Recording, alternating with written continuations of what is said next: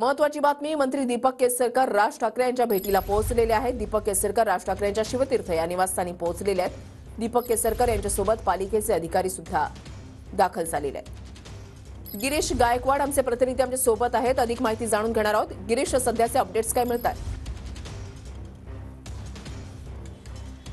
नक्कीच वृषाली, अर्धा तास झालेला आहे राज ठाकरे यांचं जे निवासस्थान आहे दादर मधलं शिवतीर्थ, तिथे कॅबिनेट मंत्री दीपक केसरकर आणि महानगरपालिकेचे जे पदाधिकारी आणि त्यासोबतच आयुक्त आहेत ते सुद्धा पोहोचलेले आहेत। आणि सगळ्यात महत्त्वाचं म्हणजे या ठिकाणी आता बैठक सुरू झालेली आहे। मुंबईतील विकास कामासंदर्भातली ही बैठक आहे, सुशोभीकरणासंदर्भातली ही बैठक आहे अशी माहिती मिळते।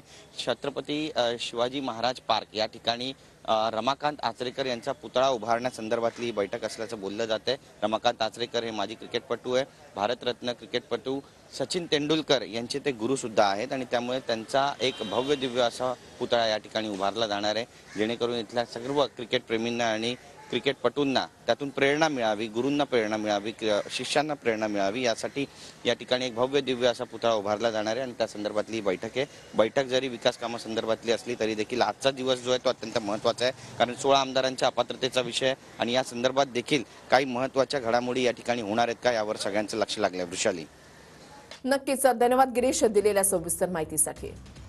तर मंत्री दीपक केसरकर हे राज ठाकरे यांच्या भेटीसाठी पोहोचलेले आहेत। जवळपास अर्ध्या तासापूर्वी दीपक केसरकर शिवतीर्थवर पोहोचलेले आहेत। पालिकेचे अधिकारी सुद्धा त्यांच्यासोबत आहेत।